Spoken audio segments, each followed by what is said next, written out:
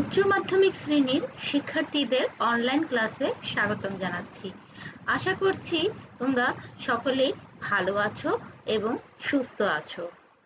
আলোচনায় আছি আমি মেহেরুন্নেসা, সহকারী অধ্যাপক, পদার্থবিজ্ঞান বিভাগ, টঙ্গী সরকারি কলেজ। আজকে আমি আলোচনা করব পদার্থবিজ্ঞান প্রথম পত্রের নিউটনিয়ান বলবিদ্যা অধ্যায় থেকে কেন্দ্রমুখী বল ও ব্যাংকিং নিয়ে। প্রথমে আমরা জানব কেন্দ্রমুখী বল সম্পর্কে। কোনো একটি পাথরের টুকরোকে সুতার সাহায্যে আঙ্গুলে বেঁধে আমরা যদি বৃত্তাকার পথে ঘোরাতে চাই, তখন হাতের আঙ্গুলের দিকে পাথরটিকে টানতে হয়। সেরকম কোনো বস্তু যদি বৃত্তাকার পথে গতিশীল থাকে, তখন দেখা যায় যে বস্তুটি বৃত্তাকার পথের ব্যাসার্ধ বরাবর কেন্দ্রের দিকে একটা বল প্রযুক্ত হচ্ছে। এই বলটি হচ্ছে কেন্দ্রমুখী বল। তাহলে আমরা কেন্দ্রমুখী বলের সংজ্ঞা এভাবে দিতে পারি: বৃত্তাকার পথে ঘূর্ণনরত কোনো বস্তু কণার উপর যে বল ব্যাসার্ধ বরাবর কেন্দ্রের দিকে ক্রিয়া করে বস্তু কণাকে বৃত্তাকার পথে গতিশীল রাখে, তাকে কেন্দ্রমুখী বল বলে।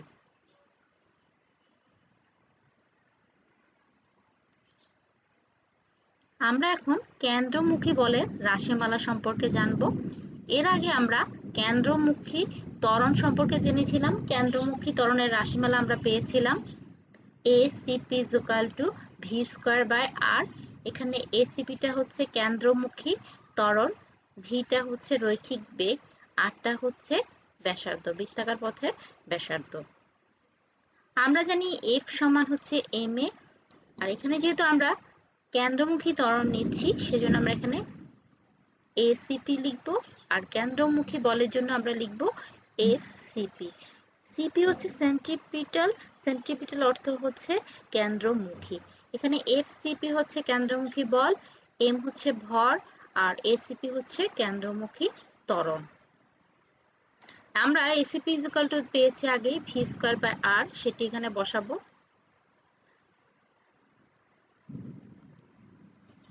তাহলে আমরা পেয়েছি mv²/r। আবার v = আমরা জানি ω/r।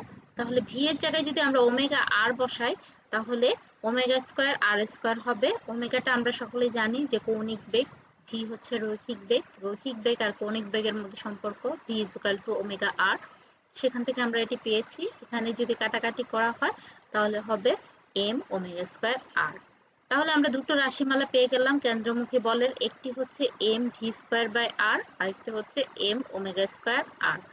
যখন আমাদের রৈখিক বেগ দেয়া থাকবে তখন আমরা এই সূত্র ব্যবহার করব, আর যখন আমাদের কৌণিক বেগ দেওয়া থাকবে তখন আমরা এই সূত্র ব্যবহার করব।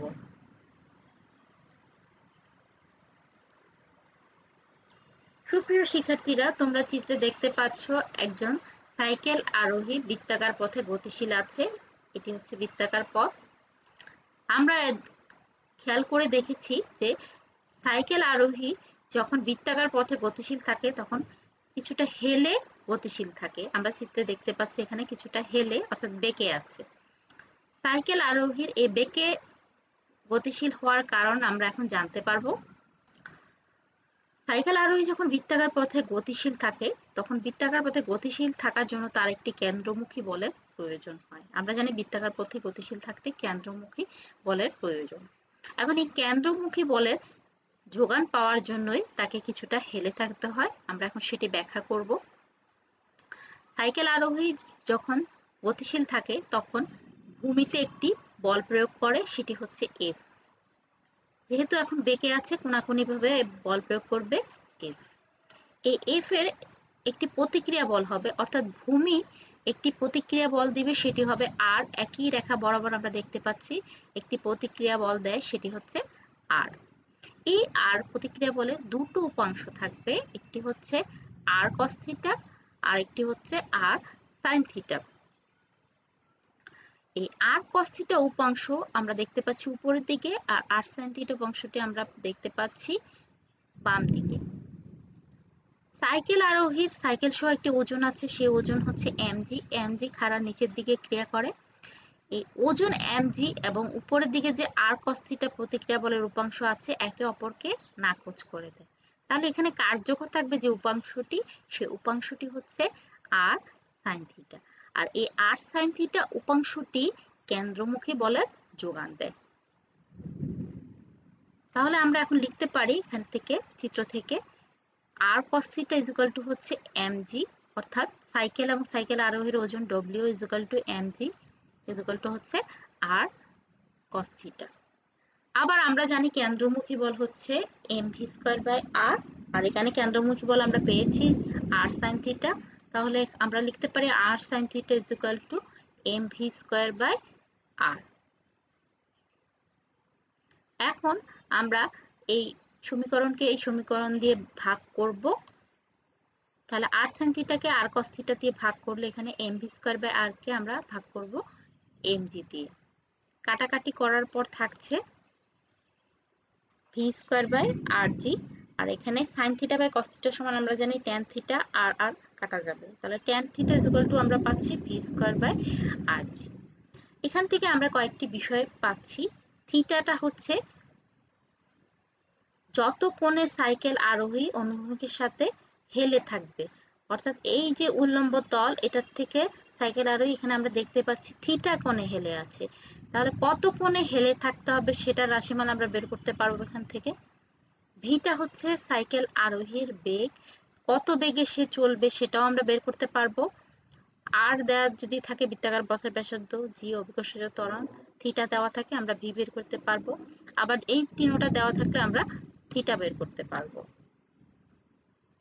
এখান থেকে আমরা দেখতে পাচ্ছি এখানে যে আর এর মান যদি কম হয় তখন থিটার মান হবে বেশি, অর্থাৎ বৃত্তাকার পথের ব্যাসার্ধ যদি কম হয় তখন বেশি কোণে হেলে থাকতে হবে।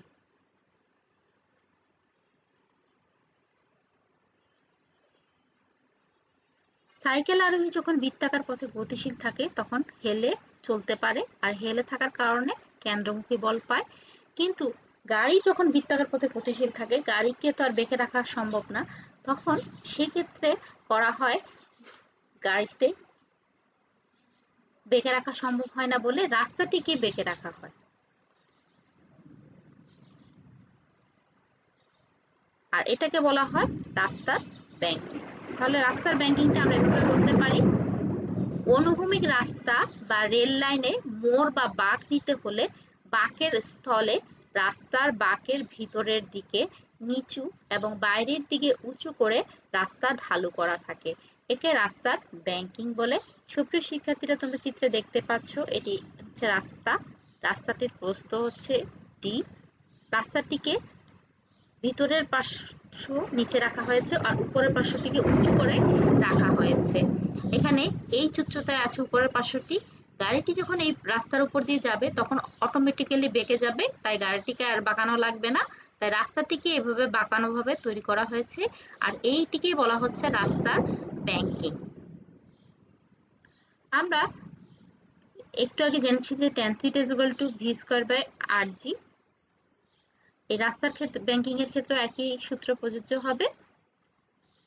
আর এখান থেকে আমরা চিত্র থেকে দেখতে পাচ্ছি sin θ = h/d। আমরা জানি sin θ হচ্ছে লম্ব বাই অতিভুজ, এখানে লম্ব হচ্ছে h, অতিভুজ হচ্ছে d, তাহলে আমরা এখান থেকে পাচ্ছি sin θ = h/d।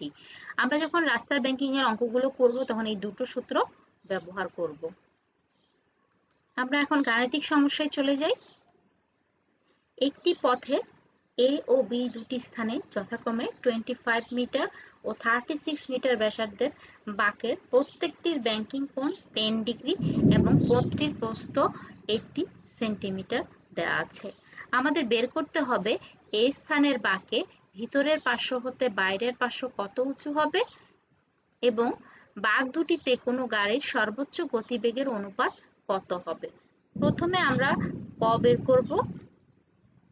আমরা জানি sin θ = হচ্ছে h/d, যেহেতু এখানে দুটো স্থান আছে a এবং b, আমরা a স্থানের ক্ষেত্রে বের করব বলে a স্থানের জন্য আমরা লিখব ha, আর দুটোর ক্ষেত্রেই পদটির বস্তু একই আছে, তাহলে সেজন্য এখানে ডি থাকবে। Sine theta is equal to হচ্ছে এইচ এ বাই ডি। এখান থেকে আমরা পাচ্ছি H A is equal to D sine theta. এইচটা হচ্ছে এখানে উচ্চতা, অর্থাৎ এ স্থানের বাঁকের ভিতরের পার্শ্ব হতে বাইরের পার্শ্ব কত উঁচু সেটি হচ্ছে এইচ এ। আমরা এখানে দেখতে পাচ্ছি ডি দেওয়া আছে, অর্থাৎ পথটির প্রস্থ 80 সেন্টিমিটার দেওয়া আছে, সেটিকে আমরা মিটারে আনবো। থিটা দেওয়া আছে এখানে 10 ডিগ্রি ব্যাংকিং কোণ। আমরা এখন মান বসাবো। মান বসানোর পর আমরা রেজাল্ট পাচ্ছি 0.138 মিটার, অর্থাৎ এ স্থানের বাঁকে ভিতরের পার্শ্ব হতে বাইরের পার্শ্বের উচ্চতা হচ্ছে 0.138 মিটার। এবারে আমরা বের করব বাঁক দুটিতে কোনো গাড়ির সর্বোচ্চ গতিবেগের অনুপাত। গতিবেগের অনুপাত বের করতে হলে আমাদের গতিবেগ বের করতে হবে। তাহলে এ এবং বি স্থানে গাড়িটির গতিবেগ কত হবে সেটি আমরা বের করব। এ এবং বি স্থানে আমরা জানি tan theta is equal to হচ্ছে ভি স্কয়ার বাই আর জি। এ স্থানের জন্য আমরা এখানে ভি এ লিখতে পারি, আর এ লিখতে পারি, কারণ দুটোর ক্ষেত্রে আমরা জানি দুটো ভিন্ন রকম। V A is equal two দেওয়া সেখান থেকে আমরা পাচ্ছি এটি। একইভাবে আমরা বি স্থানের জন্য লিখতে পারি গতিবেগ হবে এটি। যেহেতু অনুপাত বের করতে বলেছে, আমরা ভি এ কে ভিবি দিয়ে ভাগ করব। এখানে জি tan থিটা কাটা যাবে, তাহলে হচ্ছে root over R A by root over R B. আর এখানে আর এর মান দেওয়া আছে এ এবং বি স্থানের জন্য। এ স্থানের জন্য দেওয়া আছে 45, বি স্থানের জন্য দেওয়া আছে 36। রুট করলে হবে 5 এবং 6, তাহলে আমরা অনুপাত পেয়ে যাচ্ছি VA/VB = 5:6, অর্থাৎ অনুপাত হচ্ছে 5:6। ধন্যবাদ তোমাদের সবাইকে, ভালো থেকো সবাই, আজকে এটুকুই।